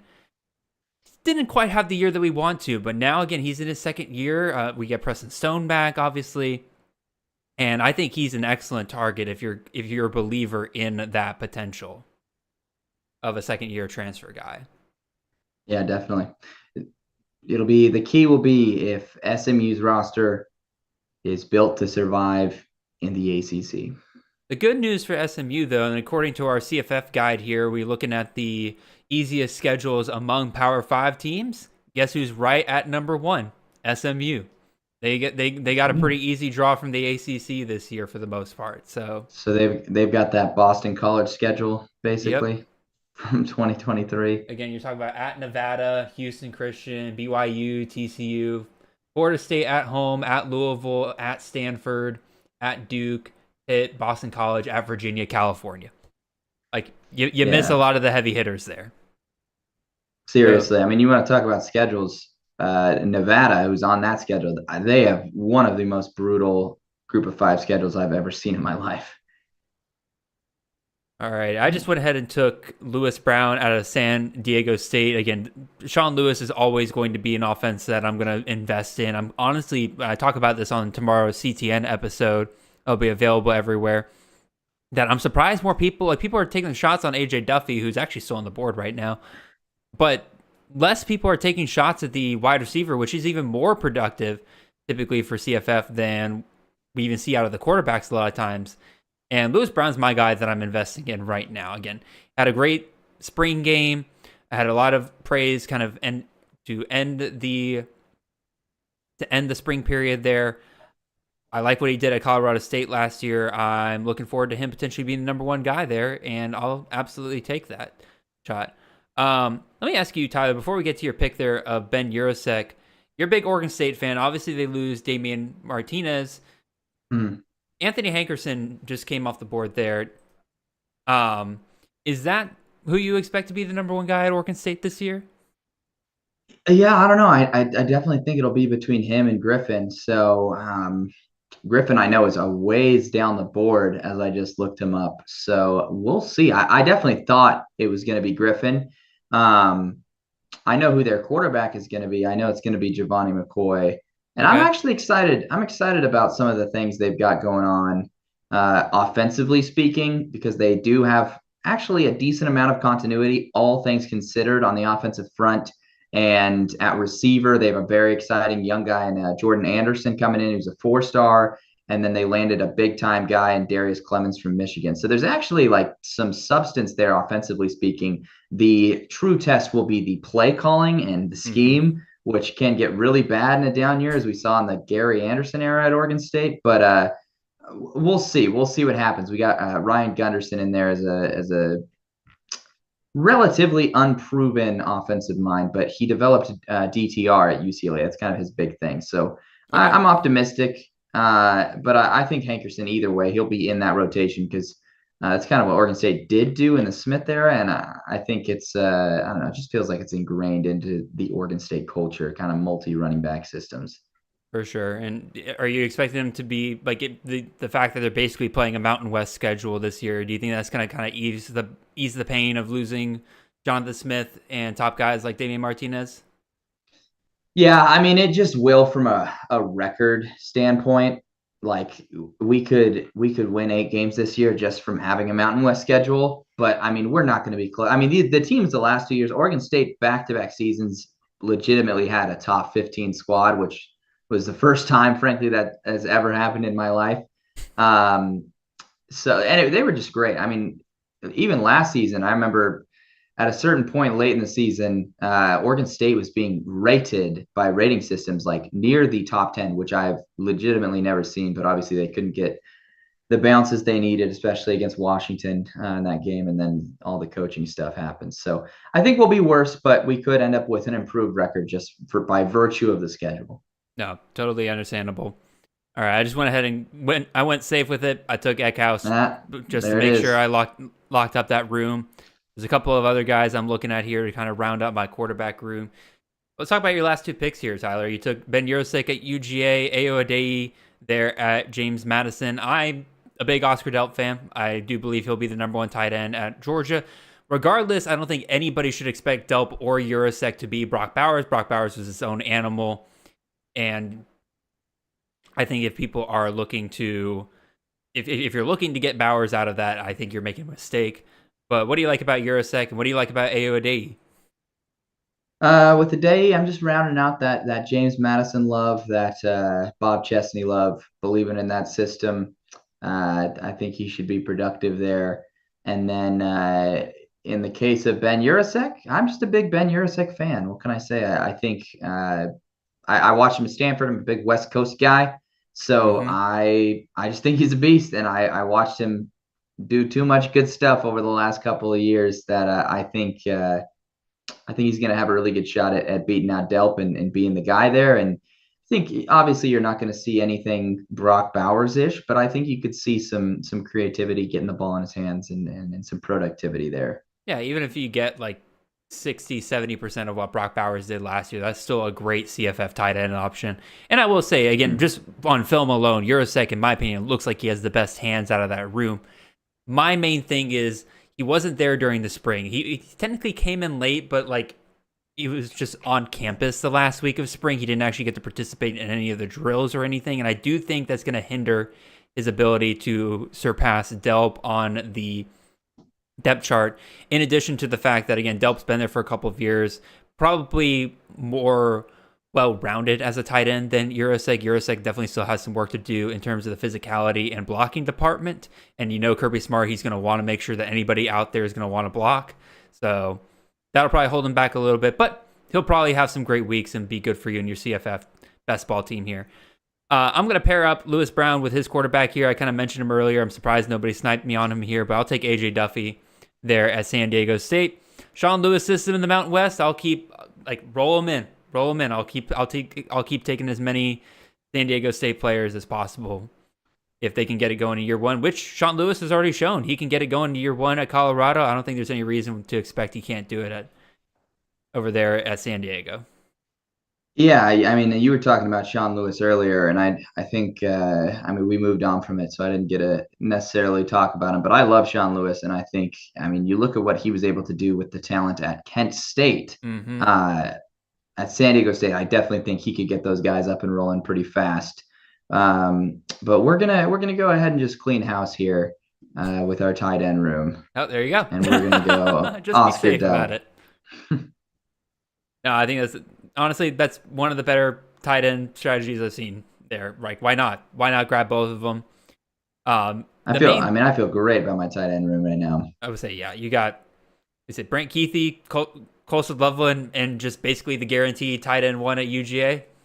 And then I can throw Harbor in there. Oh yeah, you can throw Harbor in there as well. Oh my God, I forgot you took Harbor. Yeah, your tight end room's loaded, my guy. Absolutely loaded. That is a tight end room that people are like dream of having. I will say though, I probably wouldn't take another tight end considering that's 5 tight ends on your roster. I typically like to do 4. Yeah. I'm done. That was the swan song to my tight end room. And what a song it was. You need a Grammy for that tight end room. There we go. So again, we only got 10 rounds. This stream's been going by pretty quick. I'm not gonna lie. You guys have been drafting with us tonight. Y'all are keeping it moving. I appreciate you guys. Tyler, we talked about your Big 12 Media Days trip earlier. You're also going to ACC Media Days, so I'll ask you, kind of going into the future, what's one coach and one player that you're looking to ask about? I've got to get Dabo a question. I mean, the dude's a living legend. Very excited to real quick, Russ, if you're listening, Vaughn is out of eligibility, so I need you to pick again. All right, go ahead, Tyler. Oh, that's funny. Oh, he just picked Vaughn again. Russ, listen to me, man. Pick someone else besides Vaughn. Just when we were moving so well. Nah, it's all good. If he picks him a third time, I'm just gonna let him have it. So yeah, anyway, Tyler, you want to talk? You want to talk to Dabo? What are you looking for? Yeah, and I just would love to pick his brain about. I don't know exactly. I haven't necessarily formulated my question, but something about that roster and that team. It might be coordinator-based question because I know that, sort of replacing those coordinators has been, in my opinion, one of the key differences from those national championship teams to now. Like you're talking about Brent Venables, you're talking about Tony Elliott.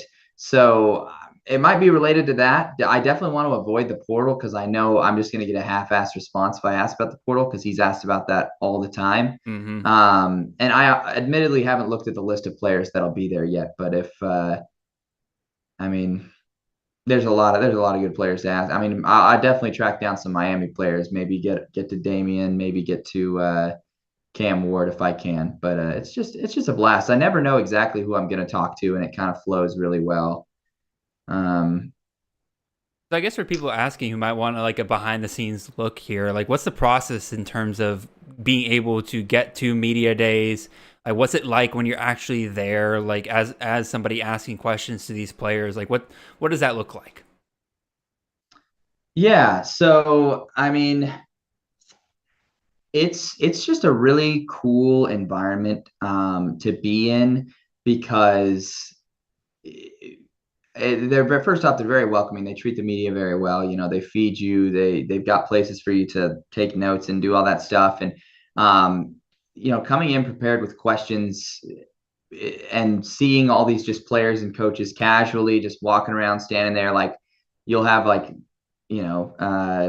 Joey McGuire sit down next to you to have some eggs, and it's not even to me. It's not even necessarily the formal questions that you're asking on the podium. Those are the ones I like put on social media, but just the interactions you have with these guys and the little golden nuggets you get from that. Like I had like a 10-minute conversation with Scott Satterfield, and probably hadn't thought about Scott Satterfield for longer than 10 minutes combined before that. And so it's just those little interactions that I love, and it just gives you something else to track during the season. Like Cincinnati football was not going to be one I was tracking very closely this year. I talked to Scott Satterfield. He told me about like his family. Like he has a daughter that's going to school in Arizona. We talked about the weather. He told me he thinks Cincinnati is part of the South. And so I'm locked in now. I'm going to be very focused on Cincinnati season. And he was just the nicest guy. And it's those interactions that I think make it really a special event and really just make me feel a lot more connected with the sport. So it's definitely something that I've looked to prioritize since I went to my first media day last year, which was Pac-12 media day. I can definitely see that being a ton of fun. Again, when you catch these guys just outside of that professional environment a little bit, where they have to kind of button themselves up a little bit, give their pre-answered questions, definitely get to see a different side of the sport. Again, it's always fun. Like I've done a couple player interviews over the years, and easily one of my favorite things. Again, we love talking ball, but I love hearing about like these guys' lives outside of football. Like I loved a couple of years ago when I was interviewing Stephon Cobb over at Boise State back when we thought he was going to be the top wide receiver at Boise State that year, and found out he plays Apex Legends just like I do, and we got into a good conversation about just playing video games and everything like that, and just seeing a different side of these guys is always a ton of fun. Let's see. What do I want to do here? I took Damian Taylor with my last pick. Love what he's going to potentially be able to do at Troy this year. He's got some offensive coordinator and head coaches there that love to have one main back. He's clearly the guy right there behind Kamani Vidal last year. Liking that. I'm deciding between two quarterbacks. I think I'm going to go with the guy that I think can do better against his schedule. I'm going to take Ethan Vasco out of Coastal Carolina. He had himself a really, really nice finish to the last season. And if you believe the beat reporter over on the most recent episode, or not the most recent, but one of the most recent episodes of the G5 Hive, where they interviewed the beat reporter from Coastal Carolina, that beat reporter, I forget his name off the top of my head, compared the Ethan Vasco and Grayson McCall situation to Jackson Arnold and Dylan Gabriel at Oklahoma, basically saying that the staff kindly asked Grayson McCall to leave because they knew they had something in Ethan Vasco. That's enough for me to be excited about getting him as my sixth quarterback here, especially a dual threat guy in the Sun Belt. That is pretty exciting. So, all right, Tyler, you just took Tyler Shuck. You also took Herjuan Newton there from Toledo. What do you like about those guys? Well, admittedly, with Herjuan Newton, I played a Toledo Dynasty once, and I believe he was on the squad. So I just recognized his name, and I was like, heck yeah, let's throw him on the squad. I'm actually not even too familiar with what his production was last year, but I also felt that my squad was a little too power conference heavy. So I want to make sure I'm getting stuff out of many buckets, or however that phrase goes. And then Tyler Shuck is a guy I just really like. I grew up in Oregon, and I've got a bunch of University of Oregon friends, so I was very familiar with Tyler Shuck early in his career. He's just been battered by so many injuries. He's been a journeyman, and you talk about liking those veteran quarterbacks that have been around for a while. I really like Tyler Shuck. And I think his versatility when healthy is extremely underrated. So, if the guy can avoid some turnovers and stay healthy this year, which is true for a lot of people, he could have a really good year, especially in a Jeff Brom offense. That's a real big if regarding the real big. Hey, it's the 24th round. Any if is going to be pretty big, honestly. If you're listening, unfortunately, Sherrill cannot be your placeholder for Shepard, as Purple Rain just took Will Shepard at the 23-11. So whenever you can, let me know who you want to replace him with. All right, let me just send that to the chat as well. Great pick with Damon Claiborne. I love Damon Claiborne as a talent. I really think that if you have, I really think if oh my God, why am I blanking on the head coach's name all of a sudden? Clausen. Dave Clausen really can learn his lesson from the Kenneth Walker days and actually hand the ball off to his best running back enough times in a game. Claiborne could be absolutely phenomenal. And, maybe he gets that chance this year. I'm not a huge believer in Hank Bachmeier at quarterback there, so maybe they finally get the light bulb to go off in their head and hand the ball off to Claiborne, because he could be absolutely explosive for them. Yeah, I'm not too high on Bachmeier either. I actually totally forgot he spent a year at Louisiana Tech. I totally just remembered when he got ran out of town by Taylor Green at Boise State. So, alrighty, things are slowing down just a little bit here. Got Uncle Rusty there, taking a couple freshmen off the board there with Mario Craver and Muhammad there out of Washington. I'm personally not a huge fan in redraft formats of taking freshmen. I think there's just too much that you're trying to rely on unless you have like a crystal clear path to them being one of the top guys. But even like Jeremiah Smith, right? Like top number one player in America coming out. A lot of people are expecting him to start for Ohio State this year. I just don't, I can't bring myself to fully rely on a freshman with so much that could happen. I think that's valid. I would be very sus about picking a freshman, but I have one in the queue. So, quick announcement. Again, I'm replacing that pick that Point Nom made there with Aiden Childs, quarterback out of Michigan State. Tyler, you obviously might be familiar with Aiden Childs from his Oregon State days. What do you think of that pick? Oh, I love it. I love Aiden Childs. He is one of the best kept secrets in the country.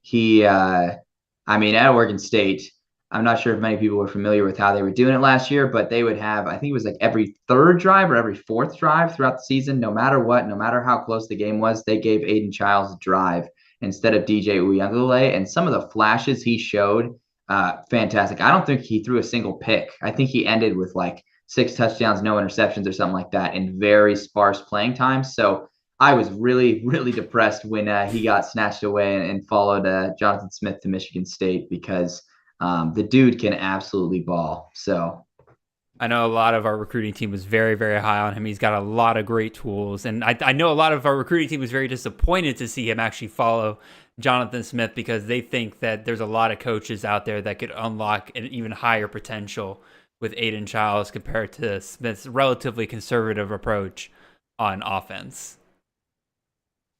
So, yeah. All right, I just took my 4th tight end, Reese Clark. I like taking tight ends that I think have a solid chance at being the top receiving option on their team. Again, looking at what we got out of all my guys here, Reese Clark, he's replacing their 2 top tight end options there in David Martin Robinson and Jordan Smith. There's a ton of vacated production there. Now, granted, Temple also might be a truly awful team this year, so that's definitely the risk I'm running here. But if you can get me 60, 70 targets, even on a bad team, I think I'm willing to take a shot on that. That may be one of the things, one of my weak points in terms of knowledge, just not being involved in fantasy, because I didn't even know who Reese Clark was, because it's Temple, and Exactly. I'm like, yeah, Temple's terrible. I don't know if Drayton's cooking much up over there right now, but those, I guess, are the little tidbits that you pick up on. I'll now be keeping an eye out for Reese Clark this year. Maybe. Or he could be just absolutely nothing, and I just wasted a pick. That's what you're looking at here in the 25th round, really. That's also true. Oh, I know we just said freshmen were a little sus, but the Micah Hudson pick is great. That's one of probably two wide receivers that I'm really willing to put investment into a redraft format. I'll probably go ahead and just say who the other one is. Cam Coleman there at Auburn, I really think could be in for a really solid year one production there. They got nobody else in that wide receiver room. But I'm going to go ahead and take... I like Zach Evans at North Texas. Again, very much a big fish, small pond kind of transfer there. But I can't ignore what beat writers are saying that Ikaika Ragsdale is going to get that number one shot at being the number one running back. Veteran deference there. He was injured last year, started off the season pretty well. We watched Ayodeyi go on to have a 1,000-yard season, even though they pretty much did split their backfield up pretty well over there. I think at Ragsdale, with even less competition in that backfield this year, could probably end up having another 1,000-yard season should he stay healthy, which is obviously a huge, huge if there.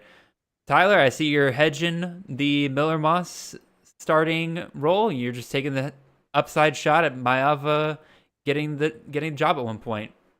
That's precisely what I'm doing. The kid's got potential. I've got a buddy who is a big time fan, all things Hawaii. He's from Hawaii, and so he's always hyped up Maeva because that's the Hawaiian boys. So got to rock with him, and I definitely think there's a ton of potential there if he ends up getting the spot from Moss. And that's just very possible, I think. Also curious about your Daniel Highshaw pick there. I took Devin Neal earlier in the draft. Are you banking on Highshaw if Neal goes down, or do you think there's room for both of those guys to be productive in that offense? Yeah, I don't know if there's necessarily too much room for both to be productive, but I'm thinking of a couple things. I'm thinking, Neal could go down and Highshaw could be the guy. That's one thing that could happen. Jalen Daniels could go down and the offense could become increasingly more reliant on the run. So I think there's a lot of wiggle room for Highshaw to become the number one guy there, or at least a bigger part of that offense. So I think he's worth taking a little dice roll on this late in the draft. So is that what you're kind of looking at? We're in the last 4 rounds of the draft here. Are you kind of looking for guys that, if the other guy goes down in that room, there's a nuclear option for the player you're taking here?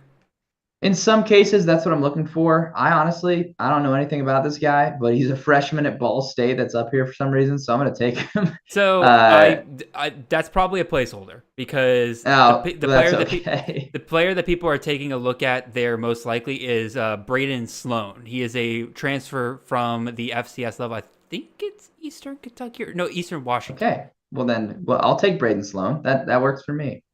Ball State definitely, we saw Carson Steele a couple years ago just go absolutely bananas. And so you get the same thing here. Why not?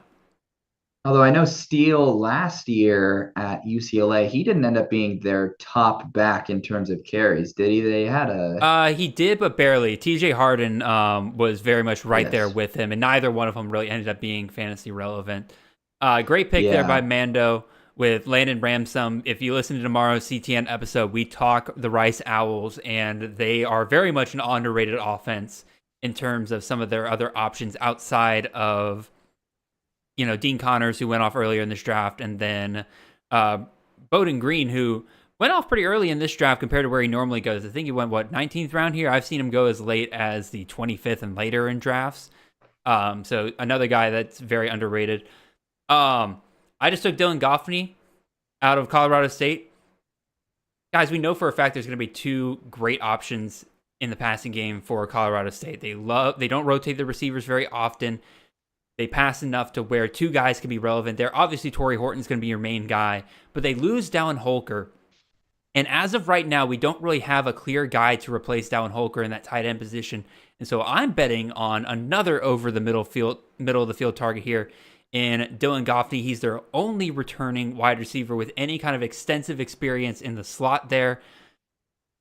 Colorado State vacates 241 targets from last year, right? Goffney had himself 40 targets last year. If he can just get a quarter of those targets in that from those vacated positions there, that's a 100-target season. I'll happily take the shot there in the 27th round. I think Goffney could be in for a massive jump up this year. There you So, go. Solid reasoning. thank you, good sir. I'm gonna bring up a slight conversation here because I started digging through did some digging through your preview magazine, Tyler, and you identified a Georgia wide receiver that you think will be a big for the Syracuse Orange this upcoming year in Jackson Meeks, and I have to disagree. I'm a big fan of Yazid Haynes. A lot of good stuff coming out of there about his speed. I think it'll be an absolute killer in the ACC there. Kyle McCord has already talked about him and Trebor Pena being kind of the two receivers he has the best connection with so far. Again, maybe that changes as we get closer to the season, but I'm loving the potential that Yazid Haynes could have in this offense, especially if they don't rotate their receivers a ton. Yeah, you can't go wrong with either of those guys. I think those are both very exciting players for that squad. Well, let's see here. I'm going to go with. We're gonna go with I always, is it Devin Mockabee or Maccabee? Mockabee. Okay, that's what I thought, but I thought I'd sound silly potentially. And then we have a Kyle McCord sighting. That's interesting. Yeah, there we go. Syracuse guys coming off the board. So, yeah, I honestly like the Mockabee pick. He's been a guy that kind of falls pretty late in drafts and very much a guy that, Graham Harrell, people keep talking about him being like an air raid offensive coordinator. He's not. It's just not what we've seen over the last couple of years. If he is an air raid offensive coordinator, he's probably the most conservative one out there from that tree. Definitely likes to run the ball a little bit more than all the other guys in that coaching tree. Mockabee could be in for another pretty big season here. I believe he started off pretty well last year before things kind of fell apart towards the end of the season. They bring in Reggie Love to kind of back him up a little bit, but who knows? What do you think, Tyler? That, and he just performs really well against high quality competition too, which is something you like to see for a team in the Big Ten, playing tough teams throughout the year. I just really like him. I think he's a physical runner. He's fun to watch, and I am overall slightly higher on Purdue than the average person, I think. All right. We're going to show Oregon State. Oregon State some love. Where's my homer alert in the chat? I'm sure somebody's ready to put it down. They do it to me every time I pick a Georgia player. So, well, your homerism's at least justified with national titles. I learned a fact about Giovanni McCoy the other day. I'm going to share it with you because it's something I'm going to cling to this whole season. He won the Jerry Rice Award that goes to the FCS Most Outstanding Freshman. Mm-hmm. And the last three players before him to win the Jerry Rice Award were Shedeur Sanders, Cam Ward, and Trey Lance. So, just saying. Yep, that's a pretty solid list to follow. Pretty solid list. He could end up being an egregious outlier, but I'm gonna take a chance on him. All right, I'm gonna take my shot here on the potential replacement here for Frank Gore at Southern Miss. Rodriguez Clark, a guy that I've liked since Memphis, clear number 2 back last year, should be able to pick up right where they left off there in the Sun Belt. I like it a lot. Tyler, if McCoy goes off this year, right? We haven't seen really a solid top end wide receiver for CFF from Oregon State recently, but if McCoy pops off like you're kind of saying potentially he could here, what wide receiver would you tell people to maybe target? It's got to be Darius Clemens, the Michigan transfer. But one that I think is really underrated is, and I'm totally about to forget his name, which is going to drive me crazy, but he had a ton of chemistry. He was Zach Card. No, is that correct? Is Zach Card a different player? No, it is Zach Card.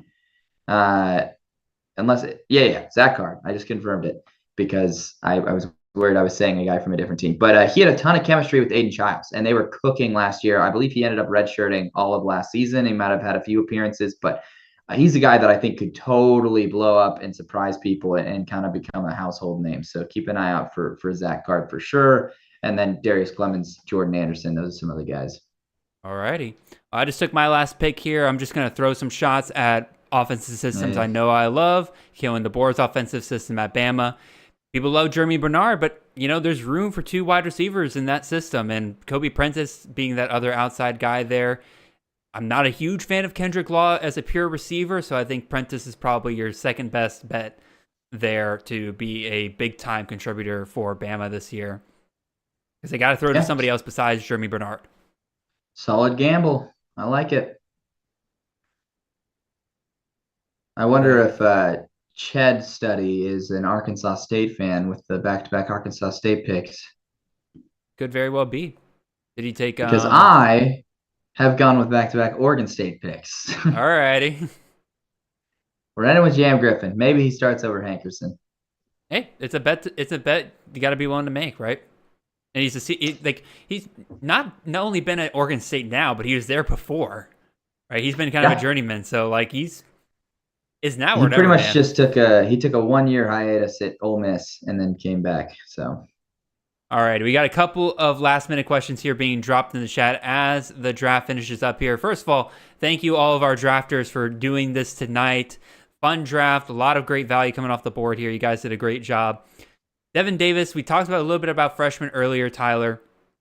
But Devin Davis asks, most likely incoming freshman to have a significant role in year one, who is the Darius Taylor from last year. I think it's hard to predict, anybody having an impact role quite like Darius Taylor had last year. Because even last year, I liked Darius Taylor, but I thought he'd have to climb over Zach Evans. Obviously, he ended up getting hurt, but also you had, oh my God, who's he? He was the Western Kentucky. Oh, Sean Tyler, right?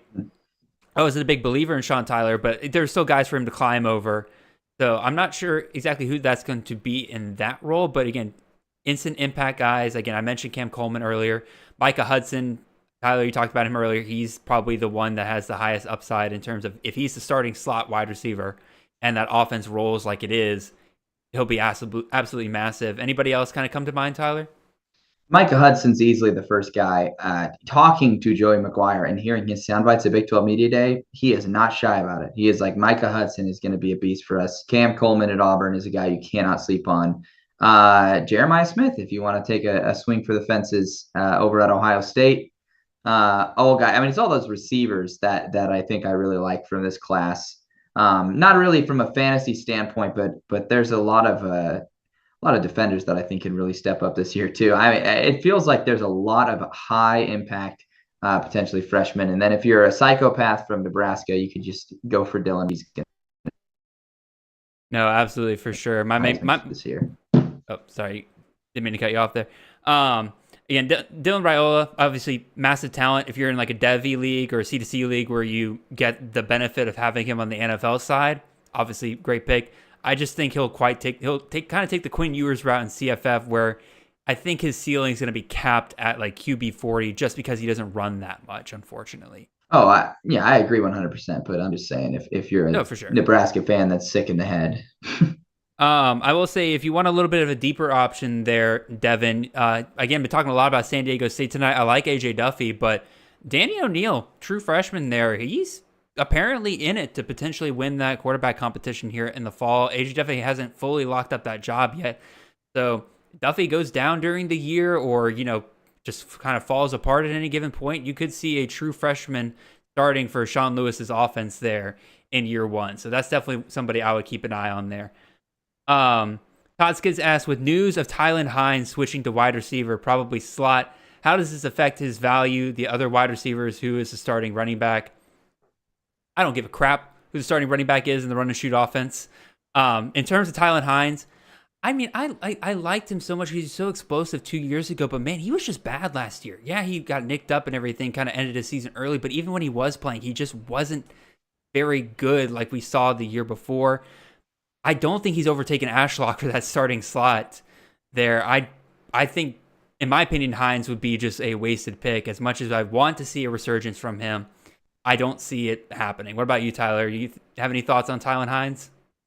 Yeah, I follow Hawaii pretty closely because, like I said earlier, I've got a buddy that's a big Hawaii fan. I agree pretty much with a lot of what you said. It was not a very good fall off last season, and I would still take Ashlock and McBride, and I probably even would take Nishi Gaya, who's another guy in that receiving room that's pretty decent too. I just don't know. Maybe Hawaii knows something we don't, and they know Hines is about to be a beast and one of their top receiver options, but it doesn't seem likely. And at the very least, at the very best, what you just get is a crowded receiving room where you hope he can shine. All righty. we're at the end of our draft. Tyler, why don't you go through your roster real quick? Time to talk about what you like, what you didn't like. Again, it's your first college fantasy draft, and quite frankly, as you're doing it, like I think you did a pretty good job, man. I appreciate that. I feel pretty good overall. I definitely think my highlight was my tight end room that we talked about in the middle there. Nabbing that Georgia duo and Urasek and Delp, getting both Loveland, Keithy, and then Harbor, who's got the versatility to go at both. I think honestly, ironically, because I got T-Mac to start things off and then Ricky White, the back half of my receivers may be a little more suspect because I've got Jerjon Newton, Cameron Ross from James Madison, Barry and Brown, and then the two Ole Miss receivers and Harrison Wells and Lacey even. I know you were skeptical about a couple of those picks. And honestly, yeah, I don't know if I'm as satisfied about my receiver room.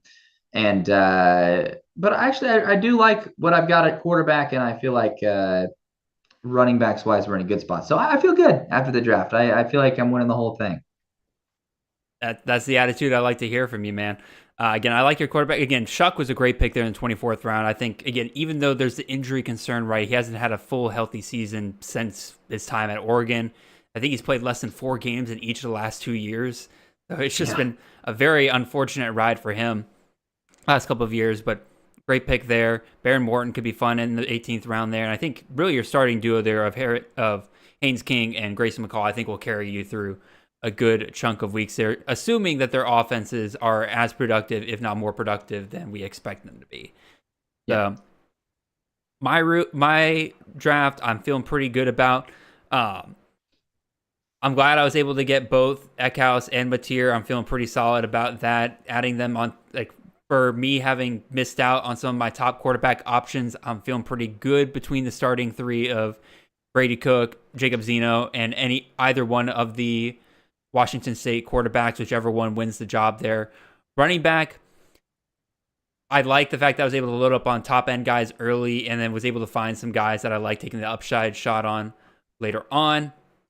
And then wide receiver, I'm always a big fan of like grabbing a couple guys late, just taking shots at systems that I like and just talent that I like. And then having my top 5 guys be Burton, Pauling, Fields, Henderson, and Boston. 5 wide receivers I expect to have 100+ targets this year, and I'm rolling with that. Tight end's probably the only place that I'm like, I like it overall, but I'd say probably average for a tight end room overall in CFF. But yeah, that pretty much brings us to the end of the stream. If y'all in the chat have not already, go ahead and like and subscribe to the channel. You guys know the drill, whatever YouTuber has to say for their streams and everything. Appreciate you guys being super lively in the chat. Tyler, we're getting closer to the season here. Obviously, NCAA coming out. Obviously, the season pretty much right around the corner. Tell everybody what kind of stuff they can expect from CFBudge in terms of content, both on your shorts, your long-term content. What are you set to do, man? I'm excited. We're going to be cooking this year. Going to be at a game every week. That's the plan. Last year, that was the plan, and I think we only ended up missing like 2 weeks maybe in there. So we're going to be essentially on like a little tour. There's going to be content flowing. We're going to do the college football playoff eliminator throughout the season. That's just one tidbit. We'll track the McGuffin as it goes. So it's just a blast. I love during the season. I know my followers love during the season. That's where they all accuse me of going insane during the off season. Like, buddy needs the season to start. And it's true. The season is the best part. So there's going to be content coming from all ends. And of course, college football 25 content will be coming. That UAB Dynasty will be on YouTube. So just a lot going on in all assets. So if you're crazy about college football, it's really a no-brainer to follow. Again, watching your content is so clear that you are just in love with the game. You do tons of fun little stuff. And even some of your shorts, like, are they subjective? Sure, but again, it's a ton of fun. I am hooked every time I see one of them come across my stream. I'm like, all right, let's see what Tyler who he narrows it down to. I will say you got the best logo wrong. It's UConn. It's always going to be UConn that has the best logo in college football. That logo is just so dang clean. Is that the one Florida ended up winning? I think you ended up choosing Florida as the best logo in Interesting. college. The Georgia fan doesn't agree with that. No, I don't agree with that at all. They have a terrible logo. No, I'm joking. Obviously, just my girlfriend's a graphic designer, so like I have an eye for it a little bit, and like I will admit the Florida logo is so clean, but not as clean as UConn. UConn will always have a special place in my heart for their logo. Yeah, pretty much it. Tyler, really appreciate you coming on here, man. Again, I love, like I mentioned at the top of the show, love having guys coming on that like aren't necessarily fantasy experts, but who just love the game of college football. You took it in stride. You did fantastic tonight, man. Really appreciate having you on. Everybody should go check out your content, both your video content and your written preview magazine and the McGuffin down below in the description. With all that being said, appreciate all you guys in the chat for joining us tonight. We'll be back next week with another live draft. We got Shane coming on from oh my God, I'm blanking all of a sudden. It's too late, y'all. It is too late. Shane Hallam. I kept thinking Shane Harrison. Shane Hallam coming on next week. He's a good buddy of mine. Been meeting him up at the Fantasy Football Expo the last couple of years. He'll be an absolute blast. You probably know him best from his 7-round NFL mock drafts that he puts out year round. So make sure that'll be a blast. Make sure you guys check us out next week. Also, check out tomorrow's episode of Chasing the Natty, where we discuss 10 underrated offenses going into the college football season. That'll be an absolute blast with Chris Moxley. But until then, appreciate all of you guys, and y'all have a wonderful and blessed week.